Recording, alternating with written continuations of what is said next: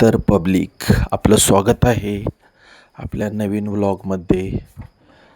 मित्रांनो, आज आपण फिरत फिरत आडदेव, तालुका पाटण, जिल्हा सातारा येथे आलो होतो.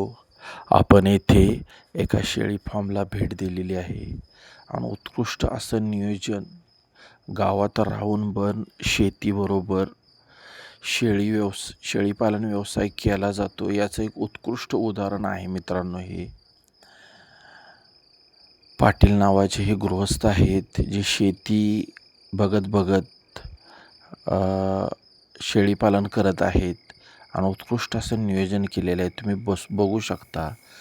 त्यांनी शेडच्या खाली असे माचे केलेले आहेत जेणेकरून पाऊस आला तर शेळ्या ह्या शेडच्या खाली येऊन बसतील, ऊन वारा पावसापासून त्यांचं संरक्षण होईल असं नियोजन आहे.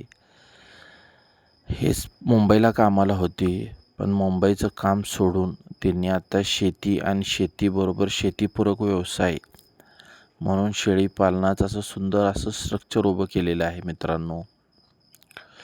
उत्कृष्ट असं नियोजन आहे. उस्मानाबादी शेळीबरोबरच बेटल शेळीचं पालन करण्याचा हा त्यांचा व्यवसाय आहे. आणि तुम्ही पाहू शकता सुंदर असं बसण्याचं त्यांनी नियोजन लावलेलं आहे आणि बकऱ्यांना बसण्यासाठी आणि त्यांचे मूत्र आणि लेंडी यांचा व्यवस्थित नियोजन त्यांनी लावलेलं आहे जेणेकरून जास्त लोकांची गरज ह्यात लागणार नाही.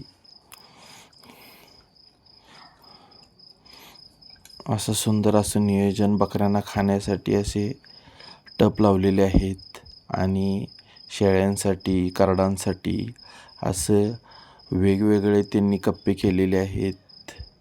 गाभण शेळ्यांसाठी वेगळी जागा, तसेच लहान पिल्लांसाठी वेगळी जागा आणि शेळ्या आजारी पडण्याचा बी काही यात हे नाही. एकंदरीत तुम्ही पाटणमध्ये राहून पण असा व्यवसाय करू शकता याचं एक मूर्तिमंत उदाहरण आहे.